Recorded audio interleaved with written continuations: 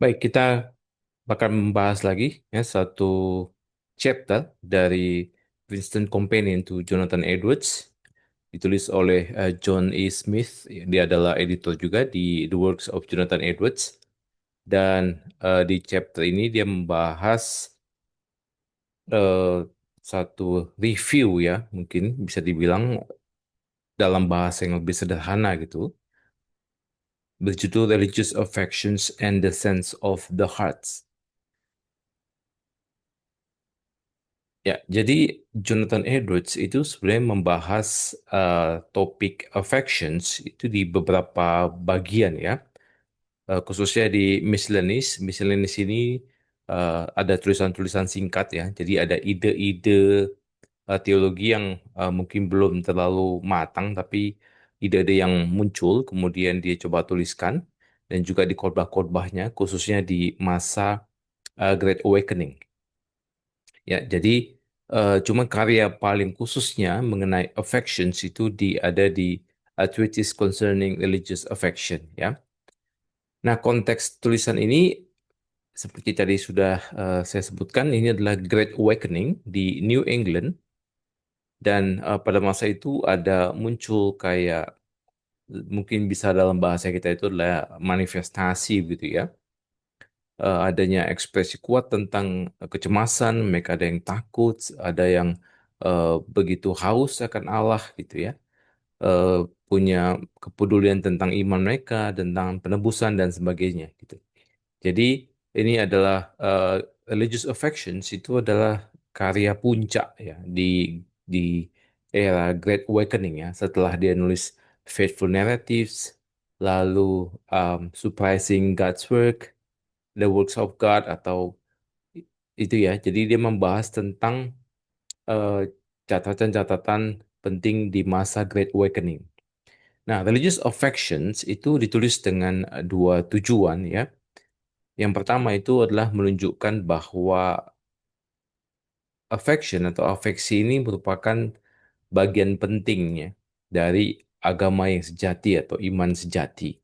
Jadi pada istilah agama di masa itu berbeda ya dengan cara kita memahami agama yang mungkin berbeda dengan iman gitu ya. Di sini Edwards mengatakan bahwa affection atau afeksi itu adalah bagian yang pentingnya, bagian yang utama ya, the- eh, bagian yang paling besar ya di dalam iman itu, iman yang sejati itu adalah affections. Nah, kemudian yang kedua, dia itu memberikan tanda-tanda ya untuk menilai affection itu atau afeksi itu, atau istilahnya yang dipakai oleh Alkitab itu adalah menguji roh-roh. Karena meskipun banyak fenomena dan Edwards ini mendukung Great Awakening, tetapi dia adalah orang yang sangat kritis juga dengan Great Awakening. Sehingga dia juga tidak mudah menerima semua bentuk manifestasi di dalam periode kebangunan rohani ya di New England. Nah, eh, makanya dia juga memberikan tanda-tanda ya, ada 12 tanda untuk afeksi yang sejati dan yang kalau tidak memenuhi ya berarti itu adalah afeksi yang palsu gitu. Nah, iman buat Edward itu lebih dari sekedar pemahaman konseptual tentang doktrin, ya, melainkan adalah kasih kepada Allah atau cinta kepada Allah yang membangkitkan sukacita, harapan, kepercayaan, damai sejahtera dan sebagainya. Nah, jadi buat Edwards iman itu eh, bukan sekedar konseptual pemahaman ya, tetapi ada sesuatu yang Edwards sebut sebagai inclination ya, sebuah kecenderungan, sesuatu yang membangkitkan. Jadi iman itu bukan cuma pengetahuan, tetapi dia juga ada berbarengan atau integral gitu ya, atau menyatu dengan bangkitnya sukacita, harapan, damai sejahtera dan sebagainya ya. Nah, affection itu Edwards pisahkan gitu ya. Jadi John Smith ini menjelaskan bahwa perlu dibedakan dulu antara passion sama affection ya.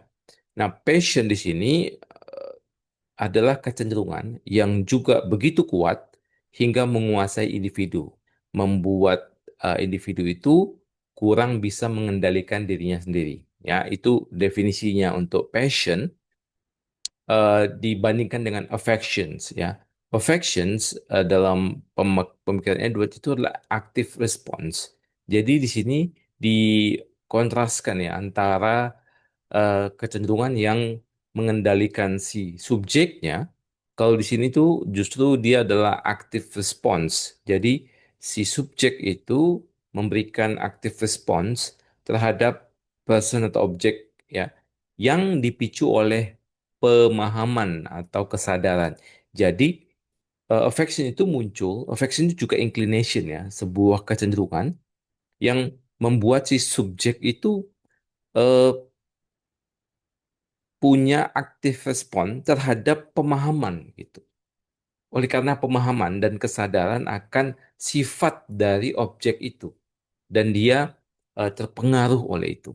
Nah, jadi yang namanya affection itu pasti memiliki understanding atau pemahaman.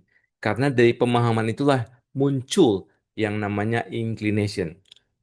Nah, Edwards menekankan perbedaan ya antara memiliki pemahaman yang sekedar pemikiran gitu ya, merely notional understanding, sama being in some way inclined ya terhadap suatu objek. Jadi dia membedakan antara kalau kita tuh tahu sama dengan kalau kita itu menjadi punya satu kecenderungan, punya satu ketertarikan terhadap objek itu, ya, bukan cuma sekedar tahu. Nah, dia kasih contoh. Misalnya, seseorang itu bisa tahu, ya, secara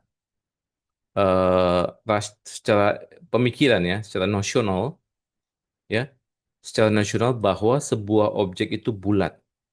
Ya, jadi kita bisa melihat itu bulat. Nah, ketika kita melihat itu bulat, maka pemahaman itu yang muncul itu netral tanpa preferensi ya, karena itu bulat.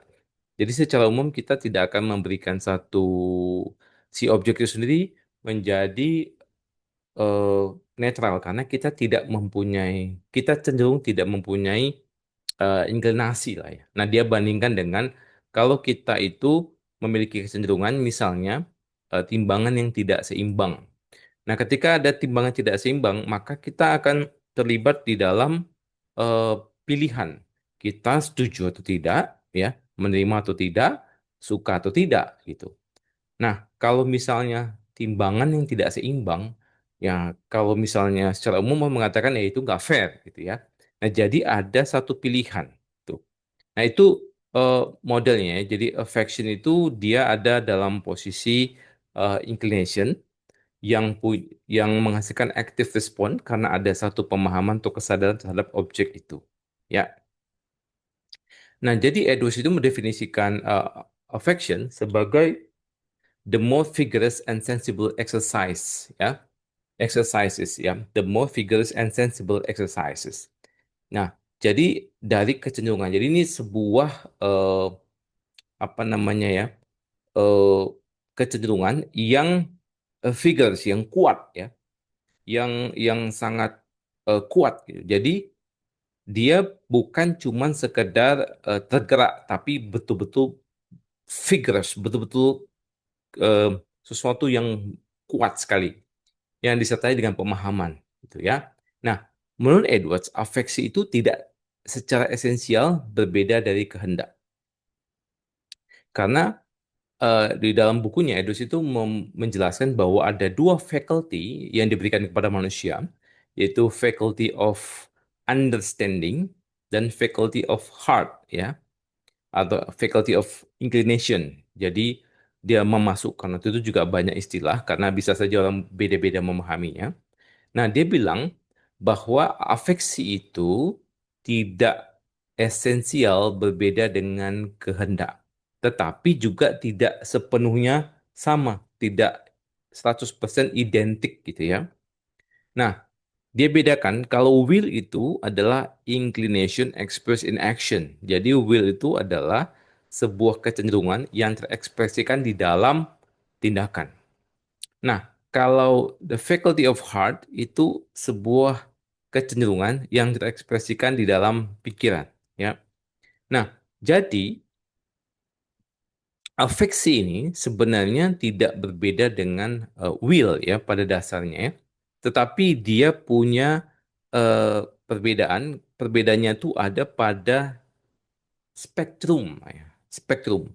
Jadi ketika dia punya spektrum yang cukup kuat, ya. Jadi ketika inclination ini, ya, kecenderungan ini menjadi kuat, vigorous dan lively, ini istilahnya Edward ya, vigorous and lively. Jadi ketika dia itu punya kecenderungan atau menghasilkan satu eh, efek gitu ya, punya satu efek yang vigorous dan lively, yang kuat dan hidup. Nah, inclination itu disebut sebagai afeksi gitu. Jadi yang namanya faculty of the will atau kehendak itu tidak semuanya punya spektrum yang sangat besar ya. Jadi ketika dia bisa disebut sebagai affection, ketika eh, dia punya spektrum inclination atau spektrum kecenderungan atau efek yang besar sampai tahap yang cukup kuat ya dengan istilah vigorous dan lively. Nah, affections ini bukan cuma milik orang percaya ya. Jadi yang disebut dengan affection di sini adalah semua orang itu punya affection. Nah, ini bicara tentang sesuatu yang umum. Nah, dia kasih contoh di sini tuh adalah afeksi itu contohnya adalah kasih dan benci ya.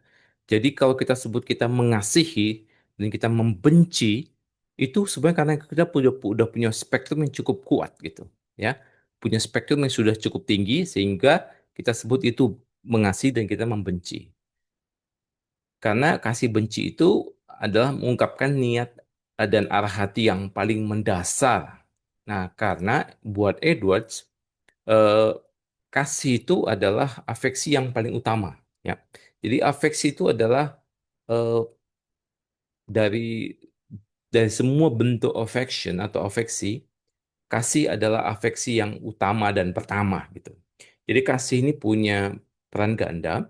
Yang pertama dia adalah esensi dari agama atau iman yang sejati. Yang kedua, dia itu adalah salah satu dari afeksi itu sendiri, tapi sekaligus sumber dari semua afeksi. Jadi semua afeksi itu keluar dari kasih. Nah, kasih di dalam bahasa Alkitab itu adalah buah roh yang pertama, ya. Buah roh yang pertama. Kenapa disebut buah roh yang pertama? Karena afeksi ini atau kasih adalah dasar hubungan dengan Allah. Nah, ketika seseorang itu eh, regenerated ya, dilahirkan kembali dan kemudian dia memiliki hubungan kembali dengan Allah, dia akan mengasihi Allah ya. Nah, mengasihi Allah itu adalah afeksi. Nah, ketika dia mengasihi Allah, maka afeksi kasih ini ya, affections of love ini akan melahirkan afeksi-afeksi yang lain ya, seperti iman, harapan, sukacita, damai sejahtera, dan seterusnya. Jadi di dalam Galatia, Paulus juga mengurutkannya bahwa buah roh itu adalah kasih, ya, sukacita, damai sejahtera. Jadi kata yang pertama yang digunakan untuk menjelaskan buah roh itu adalah kasih. Jadi itu bukan hal yang kebetulan ya buat Edwards, tapi itu memang menggambarkan bahwa kasih itu adalah yang pertama, utama, dan yang akan melahirkan eh, afeksi-afeksi yang lain. Nah, untuk menjelaskan makna kasih ya, Edwards itu mengontraskannya ya dengan penolakan terhadap Allah gitu. Jadi karena kan sebenarnya dia ada dua affections yang very strong atau menjadi fondasional yaitu love and hate ya. Eh, Kebencian, hatred. Jadi love sama hatred ini sebenarnya dia bentuk yang sama dengan objek yang berbeda ya. Jadi kasih dengan hatred itu dia punya pola yang sama karena affection itu adalah sebuah inclination, sebuah kecenderungan terhadap sesuatu gitu. Terhadap sesuatu itu ada dua pilihannya ya, menyukai atau tidak menyukai, ya, menempel atau tidak menempel, mendekati atau tidak mendekati. Nah, ini seperti sepasang gitu ya, love and hatred gitu. Nah, makanya Edwards itu memakai contohnya itu adalah misalnya kita mengasihi Allah, kontrasnya itu adalah dengan kita tidak mengasihi Allah. Artinya dalam bahasa Alkitab itu dipakai adalah eh, mengeraskan hati, ya, the hardness of heart gitu, atau hati yang membatu gitu ya, heart of stone. Jadi eh, objeknya sama, yaitu objeknya Allah, dan yang satu mengasihi, yang satu itu menjauh gitu, ya, yaitu kekerasan hati dan heart of stone. Ya. Nah, jika penolakan terhadap Tuhan adalah kebalikan dari agama sejati, karena agama sejati itu cirinya adalah affections, maka kasih kudus kepada Allah pastilah merupakan natur dari agama itu sendiri. Ya. Jadi dia buat ini dalam bahasanya dibolak-balik ya. Kalau misalkan yang negatif itu menolak Allah gitu ya, maka positifnya itu ya udah berarti mengasihi Allah karena affectionnya ini adalah love atau sebaliknya ya, membenci. Karena sifat daripada cara kerja afeksi itu adalah dia mendekat atau menjauh, ya, menempel atau tidak menempel, ya, menyukai atau tidak menyukai. Nah, ini yang disebut sebagai heart religion ya, atau agama hati. Eh, karena pendekatannya memahaminya dengan faculty of heart ya. Jadi konsep Edwards dalam Heart Religion ketika dia mencoba untuk merumuskan dan menyelesaikan eh, The Great Awakening yang terjadi pada masa itu, eh, konsepnya dia tentang Heart Religion ini tidak sepenuhnya diterima ya oleh beberapa orang. Contohnya itu adalah Charles Chauncey ya. Chauncey ini menentang keras kebenaran rohani dan dia digolongkan sebagai old light gitu ya, dan eh, menganggap kebangunan rohani yang sebenarnya kelihatannya kurang tertib gitu ya, dianggap sebagai keributan dan dia lebih menyukai bentuk kesalehan yang lebih sopan. Karena memang di masa Great Awakening di gereja-gereja eh, Reform Puritan Presbyterian di masa itu di New England itu memang ada banyak peristiwa-peristiwa yang tidak biasa ya, atau yang kita kenal dengan istilah sekarang itu adalah kayak manifestasi yang eh, yang mungkin dipandang oleh beberapa orang yang ada di Faithful Narrative itu dia tuliskan itu seperti keributan lah gitu.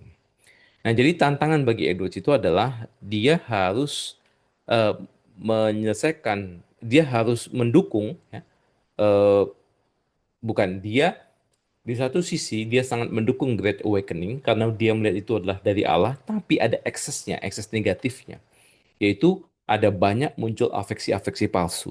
Jadi di satu sisi dia dikritik karena mendukung Great Awakening dan dia mencoba memberikan pembelaan tentang secara teologis konsepnya, tapi di sisi yang lain sama. Dia juga mengkritisi Great Awakening yang dia dukung sendiri. Jadi Edwards ini adalah orang yang eh, tidak mudah menerima semuanya, tapi dia orang yang sangat kritis, tapi juga bukan orang yang gampang menolak karena dia melihat bahwa dia percaya bahwa ini dari Allah gitu. Jadi dia memberikan kriteria untuk menentukan mana yang disebut sebagai afeksi palsu atau afeksi yang sejati. Nah, konsep Edward tentang afeksi ini eh, berbeda ya, atau oposisi ya, terhadap pandangan konvensional antara emosi dan akal atau hati dan pikiran.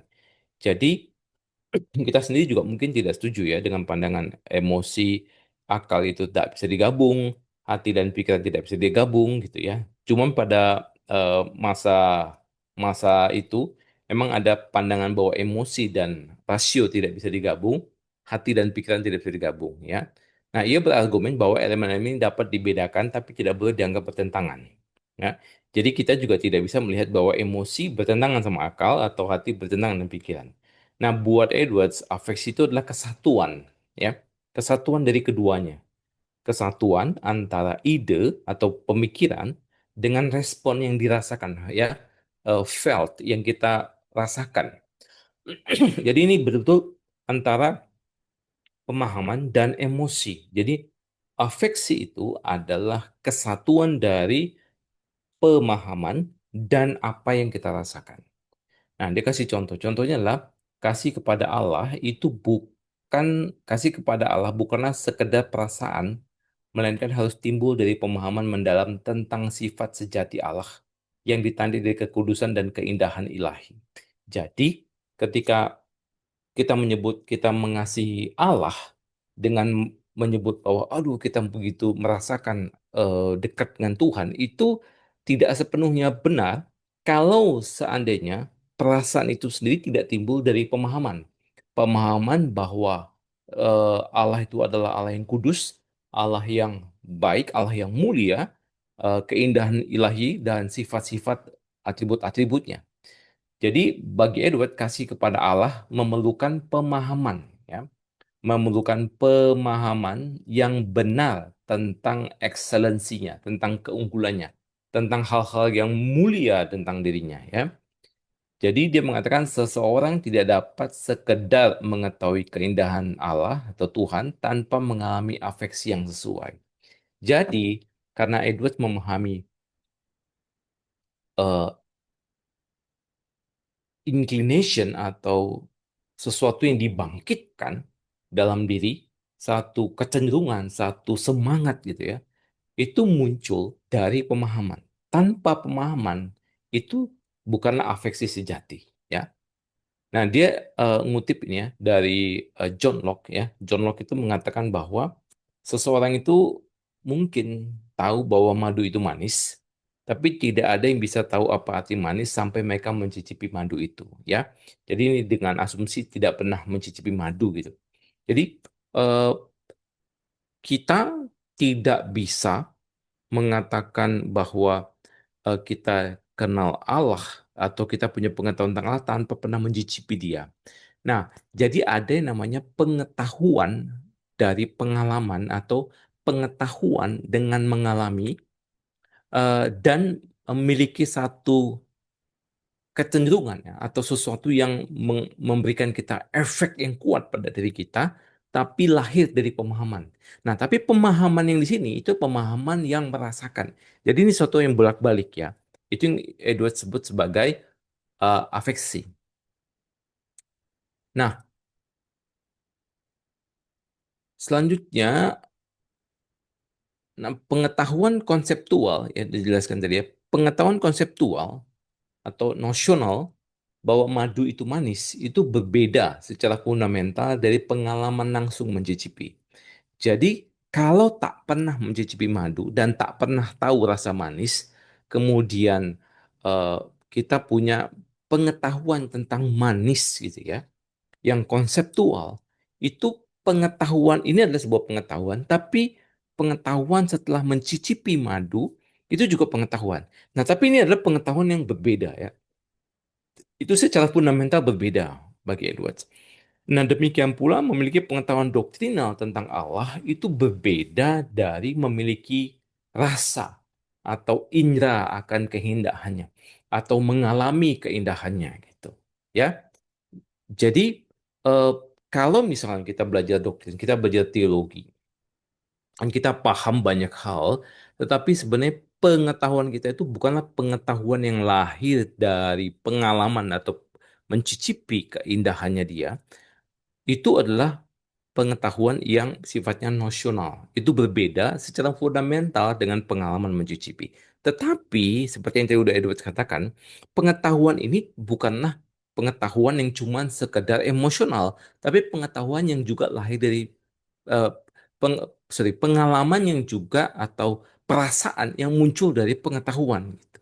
Ya. Jadi Edwards melihat bahwa afeksi ini menjaga unity antara ide atau pikiran dengan perasaan, emosi dengan pikiran, atau hati dengan kepala gitu ya kurang lebih ya. Nah,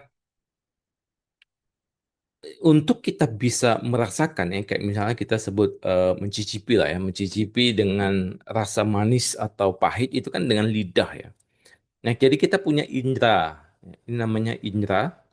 Nah, tapi sense of the heart ya atau indera ini Indera daripada hati ya, indera daripada hati. Nah, indera daripada hati ini bukanlah indera keenam atau indera fisik ya, tapi indera daripada eh, roh kita. Jadi jiwa kita atau roh kita itu punya indera yang disebut sebagai sense of the heart. Nah, jadi kalau kita tak punya indera atau lidah kita rusak atau tidak bisa lagi mencicipi, maka kita tidak bisa tahu lagi manis dan pahit atau sebagainya. Nah, kita hanya bisa mencicipi keindahan Allah kalau kita punya indranya nih ya, sense of the heart. Nah, indra ini, sense of the heart atau sense of heart ini disebut sebagai a divine and supernatural light. Ya, Edo juga nulis tentang ini ya, khotbahnya ya. Konsep yang dikembangkan sejak khotbah tahun 1733. Nah, ini adalah sesuatu yang kemudian memberikan kita kemampuan atau indera baru, ya, yaitu kelahiran baru. Nah, kelahiran baru memberikan kepada kita itu new sense, ya, indera yang baru. Nah, cahaya spiritual ini, ya, divine spiritual light ini, cahaya spiritual ini adalah a true sense akan keunggulan ilahi dari hal-hal yang diwahyukan dalam firman Tuhan dan keyakinan akan kebenaran dan realitas yang muncul dari kebenaran firman Tuhan itu. Jadi, bagi Edwards, setiap orang itu punya yang namanya affection. Ya, semua manusia punya affection. Tapi orang yang tidak pernah, eh, orang yang tidak lahir baru atau tidak pernah diregenerasikan oleh Allah, oleh Roh Kudus, maka orang itu tidak punya sense ini. Sehingga mereka tidak bisa mencicipi, ya, mencicipi the beauty of the Lord. Tidak bisa mencicipi the glory of the Lord, ya. Tidak bisa merasakan atau mengalami Allah itu sendiri. Nah, kita bisa mengalaminya atau mencicipinya kalau kita punya a new sense, ya. Sense of the heart. Nah, sense of the heart inilah yang membuat kita itu kemudian bisa masuk kepada aspek yang baru. Nah, ini yang Edward sebut sebagai bukan cuma affection, tapi religious affection, ya. Nah, untuk memperjelas ya konsep divine and supernatural light ini, Edwards menggunakan metode negatif ya, dengan menjelaskan apa yang bukan termasuk cahaya ilahi.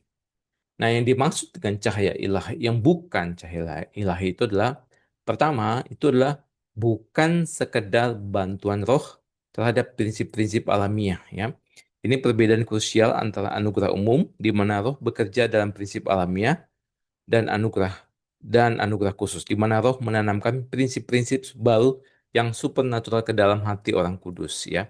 Jadi di sini adalah istilahnya itu adalah eh, bukan sesuatu yang alamiah, bukan common grace, tapi special grace, yaitu kelahiran baru. Jadi dia bukan karya Roh Kudus yang umum ya, bukan anugerah Allah yang umum. Kemudian bukan kesan hidup dalam imajinasi. Nah, ini juga eh, perlu perlu dipahami ya. Karena Edwards menulis ini tuh karena ada case-case-nya yang dia lihat ya. Jadi ini bukan kesan hidup dan imajinasi. Jadi Edwards tuh skeptis terhadap imajinasi yang ia anggap sebagai menipu ya. Mereka tuh dapat visi lah apalah gitu ya. Ini menipu, bahkan bisa disebutkan oleh iblis yang menyamar sebagai malaikat terangnya. Edwards sekali lagi adalah pendukung kebangunan rohani dengan banyak manifestasinya, dan dia percaya sebagian itu muncul dari afeksi sejati dan dari roh Allah, tetapi dia juga kritis terhadap semua hal-hal yang tidak sesuai dengan prinsip kebenaran. Nah, pengalaman seperti melihat bentuk yang menyenangkan atau cahaya yang bersinar tidak memiliki nilai instruktif tentang Tuhan, ya. Entah orang itu dapat apalah, entah lihat apa dan sebagainya, itu tidak memiliki nilai instruktif dari Allah. Jadi itu bukanlah divine and supernatural light yang Edwards maksud. Selanjutnya itu bukan pewahyuan atau kebenaran atau doktrin baru. Jadi yang dimaksud dengan divine light ini juga bukan mendapatkan pewahyuan, sesuatu yang dapat dari Tuhan yang baru ya. Jadi cahaya ilahi itu tidak memberikan proposisi baru yang tidak ada dalam Alkitab. Jadi bukan mendapatkan satu pewahyuan baru gitu ya. Sebaliknya yang memberikan pemahaman yang semestinya tentang apa yang sudah diajarkan oleh Alkitab. Tuh. Justru, justru dia tidak boleh bertentangan dengan Alkitab ya. Dengan ini Edward secara tegas menolak entusias, enthusiasm ya, sorry, enthusiasm. Jadi dia menolak antusiasme ya, yaitu klaim yang memiliki inspirasi khusus seperti para nabi dan rasul. Jadi enthusiasm ini istilah kita sama di zaman Edward agak berbeda ya. Jadi di zaman itu ada orang-orang yang punya istilah itu enthusiasm atau antusiasme yang eh, mengklaim bahwa mereka itu dapat eh, wahyu baru lah ya, inspirasi khusus seperti para nabi dan rasul. Bukan itu yang dimaksud. Jadi, kemudian selanjutnya bukan sembarang pandangan yang mempengaruhi tentang agama, ya. Alkitab menceritakan tentang orang-orang jahat yang sangat tersentuh oleh penjelasan Kristus tapi tidak memiliki iman atau pemahaman sejati tentang penebusan. Ya, jadi ini bukanlah tentang sesuatu tersentuh dengan kisah Yesus Kristus tapi tidak punya iman atau pemahaman yang sejati tentang eh, karya penebusan Kristus gitu.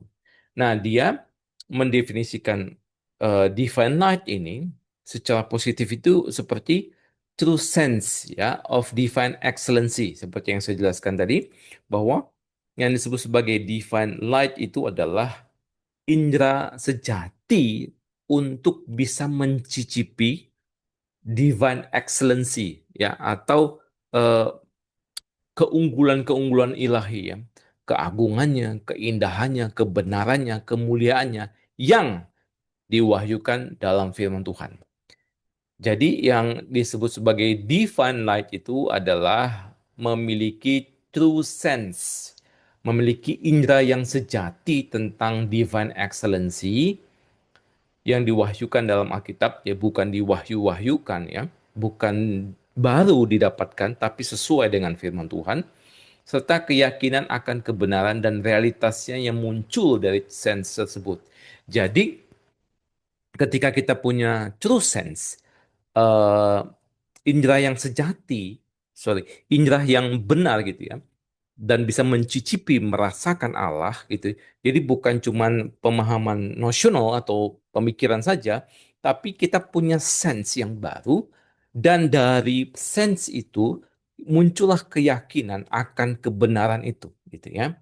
Nah, cahaya ilahi atau divine light ini diberikan kepada orang yang telah dilahirkan kembali sehingga bisa mengalami kebenaran Allah secara pribadi. Nah, tanpa sense indera yang baru ini, seseorang tidak dapat mencapai afeksi religius yang sejati.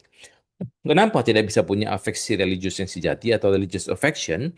Karena orang itu tidak mungkin, kalau tidak lahir baru, tidak mungkin bisa mencicipi Allah karena mereka yang tidak percaya kepada Allah itu mereka terpisah dengan Allah dan menjadi musuh Allah.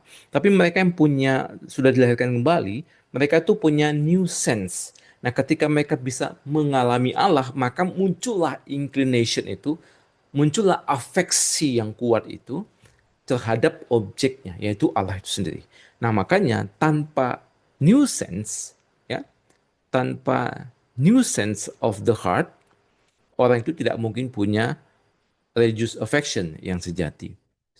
Kalau orang itu tidak punya religious affection, maka orang itu tidak mengimani iman yang sejati. Kurang lebih begitu ya konsepnya Edwards. Nah, keyakinan yang lahir dari new sense terhadap Allah adalah iman yang menyelamatkan. Ya, karena kita hanya bisa mengenal Allah. Jadi itu seperti eh, tadi seperti lidah ya. Kalau misalnya lidah saya tidak bisa mencicipi, maka apapun yang diberikan saya tidak bisa merasakan manis, pahit, asam dan sebagainya. Tapi ketika saya punya new sense, lidah saya ini dihidupkan kembali dan bisa mengindra kembali, mencicipi kembali, maka lidah saya itu akan merasakan manis, pahit, asam, dan semua rasa dan warna, maka itu menjadi sebuah pengalaman terhadap rasa. Nah, new sense ini memiliki pengalaman rasa baru ya terhadap Allah. Nah, inilah yang Edward sebut sebagai keyakinan atau conviction yang lahir dari new sense itu yang disebut sebagai saving faith. Ya, nah meskipun cahaya yang diberikan secara langsung oleh Allah, ya, bukan berarti Edward menggarisbawahi ya itu meniadakan fakulti ya, fakultas alamiah manusia. Fakultas di sini itu artinya faculty ya, kemampuan. Nah, sebaliknya Allah itu berurusan dengan manusia sesuai dengan naturnya sebagai makhluk rasional dan roh bekerja melalui fakulti manusia. Sehingga orang yang punya disebut sebagai punya religious affection, strong religious affection, itu orang yang memiliki pemahaman tentang Allah. Jadi faculty of understanding-nya pasti grow, bertumbuh gitu. Jadi tidak mungkin dia tiba-tiba tetap menjadi orang yang tidak mengerti tentang Allah. Itu sesuatu yang mustahil, ya. Nah, eh, selanjutnya kita lihat di sini John Smith itu membahas sedikit ya ada selipan buat dia untuk menjelaskan pemikiran Edwards ini juga dipengaruhi oleh John Locke ya. Ada John Locke influence. Pemikiran Edwards sangat dipengaruhi oleh John Locke khususnya bukunya An Essay Concerning Human Understanding yang ia pelajari selama di Yale University ya. Nah, Locke berpendapat bahwa semua ide itu berasal dari pengalaman, baik melalui indera sensation maupun reflection ya, melalui sense, melalui indera atau melalui refleksi. Jadi dipikirkan atau eh, dipahami lah ya, direfleksikan sensasi atau pengalaman itu sendiri, yaitu kesadaran akan operasi pikiran kita sendiri. Nah, Edwards menemukan ide-ide yang cocok untuk menggambarkan afeksi dan sense of heart ya dalam analisis log mengenai pikiran. Jadi makanya kalau kita lihat tadi apa yang Edward sampaikan itu kurang lebih dia memahami itu seperti log memahaminya ya. Jadi ada afeksi, ada pemahaman, ada pengalaman ya. Jadi ada pemahaman dan pengalaman. Nah, Edwards itu mengambil ide log tentang ide-ide refleksi ya. Menurut Locke, kita tidak bisa memiliki ide aktual tentang tindakan atau latihan pikiran seperti kesenangan atau kegembiraan kecuali dengan adanya keberadaan aktual dari hal yang sama dalam pikiran kita sendiri, ya. Jadi kita itu eh, bisa merefleksikannya dengan adanya keberadaan aktual ya dalam pikiran kita. Nah, dengan kata lain, untuk memiliki ide yang sebenarnya tentang kesenangan, seseorang harus mengalami kesenangan itu sendiri. Jadi, kita bisa memahami tentang kebaikan Tuhan atau merefleksikannya ketika kita juga mengalami kesenangan itu, ya. Nah, Edwards dipengaruhi oleh John Locke dalam memahami konsep ini ya. Jadi itu sebabnya ada kemiripan dari pemikiran Edward eh, dalam Affection ini dengan eh, tulisan John Locke gitu. Nah, dari pemikiran Locke ini Edwards mengembangkan perbedaan antara dua cara berpikir ya. Jadi a mere cogitation without apprehension ya, cuman sekedar pikiran tanpa pemahaman ya. Jadi sekedar pemikiran tanpa pemahaman ya. Jadi dia mengatakan kita tidak secara langsung memandang hal-hal itu sendiri dalam ide-idenya, tapi hanya secara tidak langsung melalui tanda-tanda atau kata-kata, ya. Contoh, kita itu berpikir dan berargumen tentang kerendahan hati tanpa benar-benar mengalaminya. Jadi, saya bisa menjelaskan tentang kerendahan hati tanpa betul-betul sebenarnya menjadi orang yang rendah hati gitu. Jadi itu nah contohnya disebut mere cogitation without apprehension.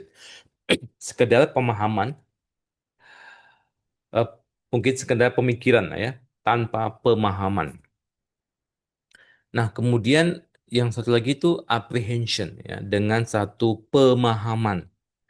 Nah, ketika pikiran memiliki pandangan ideal langsung tentang hal yang dipikirkan. Nah, pemahaman ini bisa berkaitan dengan faculty of understanding yang tadi saya sebutkan, yang secara kiasan disebut kepala atau faculty of the will yang disebut sebagai hati ya.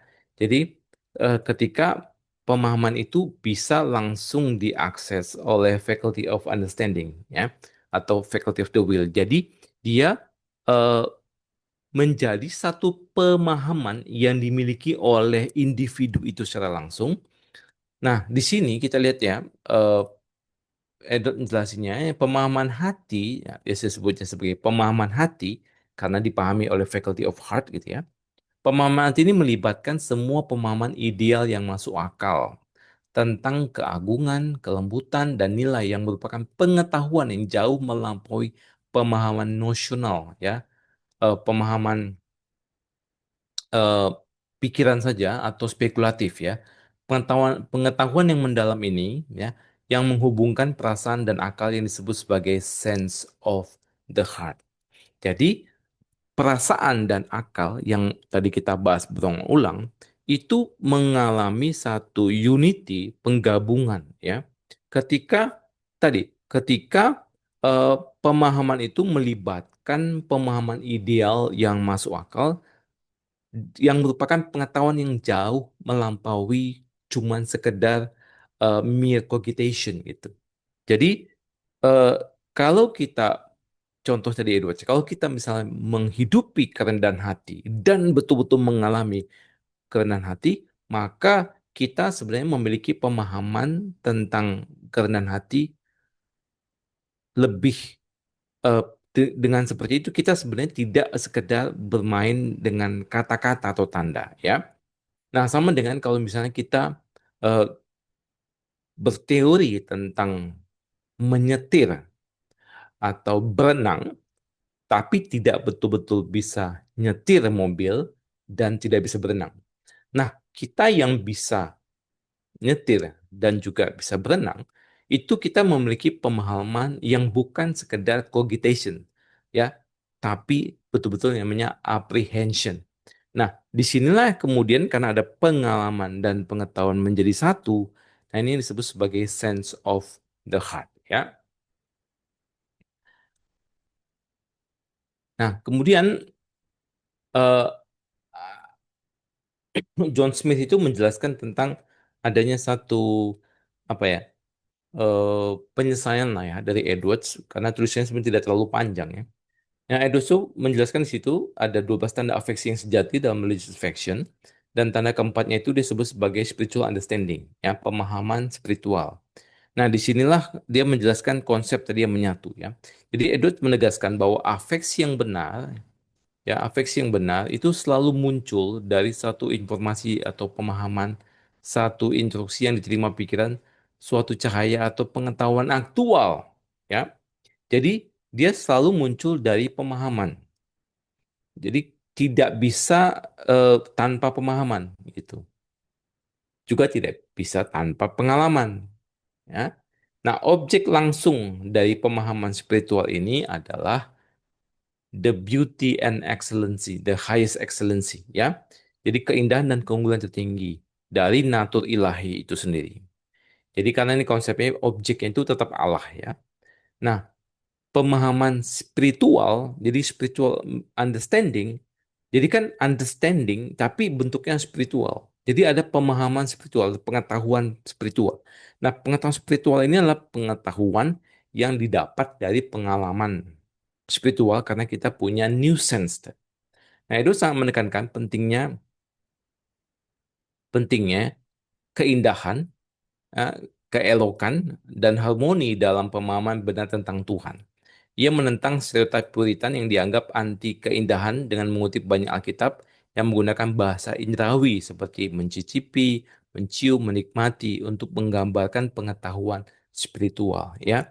Jadi sense yang Allah berikan dengan divine like tadi itu sebenarnya berguna untuk mencicipi, mencium, menikmati Allah, keindahan Allah, excellency Allah dan sebagainya yang pasti akan membawa kita kepada satu gerakan atau movement lah ya, atau istilahnya inclination yang membuat kita itu mengarah kepada objeknya itu Allah. Nah, jadi kalau kita lihat di sini, ya, eh, rangkuman ya. Edward merangkum sintesisnya itu dengan definisinya seperti ini. Ini bahasanya sebenarnya kurang menarik ya dalam era kita karena bacanya itu tidak seenak dalam bahasa kita. Nah, dia mengatakan dari apa yang telah dikatakan ya, kita sampai pada kesimpulan ini ya mengenai apa yang terkandung dalam pemahaman spiritual, yaitu pemahaman spiritual itu terdiri dari indera hati, ya, sense of heart, akan keindahan dan kemanisan tertinggi, ya, atau kesempurnaan moral dari Allah yang ilahi, ya, divine things, bersama dengan semua pemahaman dan pengetahuan tentang hal-hal agama yang bergantung dan mengalir dari indera itu. Indera itu adalah corong pengalaman atau mencicipi, merasakan. Ya. Nah, pemahaman spiritual terdiri dari sense of heart akan keindahan spiritual itu. Ya, saya ulangi ya. Jadi kita baca yang bold aja. Pemahaman spiritual terdiri dari indera hati akan keindahan dan kemanisan tertinggi atau kesempurnaan moral dari yang ilahi bersama dengan semua pemahaman dan pengetahuan tentang agama yang mengalir dari indera. Ya, sehingga pemahaman spiritual itu terdiri dari sense of heart akan keindahan spiritual itu sendiri. Nah, di sini kita lihat ya eh, kesimpulannya. Jadi religious affection itu adalah jawaban Edo terhadap penentangnya dari dua sisi ya, menentang konsep tentang heart religion dan yang mendukung Great Awakening, tapi tidak tajam di dalam mengkritisi kebangunan rohani itu sendiri. Nah, kesimpulannya adalah affection itu adalah kecenderungan yang kuat ya dan hidup yang lahir dari pemahaman sebuah objek. Yang kedua, afeksi terhadap Allah dan kemuliaannya, ya afeksi dalam hal religious affection bukan cuma affection doang, hanya bisa dimiliki oleh orang yang memiliki new heart dan diterangi oleh cahaya ilahi. Dan terakhir, orang yang telah lahir baru adalah orang yang telah memiliki hati baru untuk mengenal Allah dan pengenalan akan Allah yang benar mustahil tidak menimbulkan kecenderungan yang kuat dan hidup itu. Itu sebabnya Edwards mengatakan bahwa afeksi adalah tanda indikator dari iman yang sejati. Atau disebut religious affection adalah tanda dari iman yang sejati. Kalau dia tidak punya new sense, ya indera yang baru, indera yang bisa mencicipi Allah, maka dia tidak mungkin punya affection. Karena affection itu hanya muncul dari situ. Tetapi indera itu melahirkan pemahaman.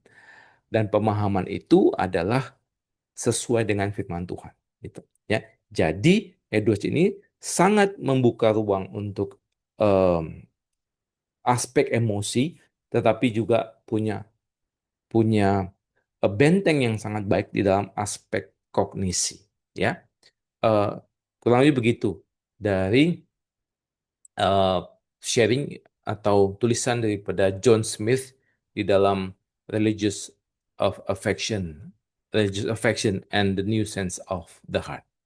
Oke, kita akan ketemu di dalam pembahasan dari jurnal atau buku yang lain ya.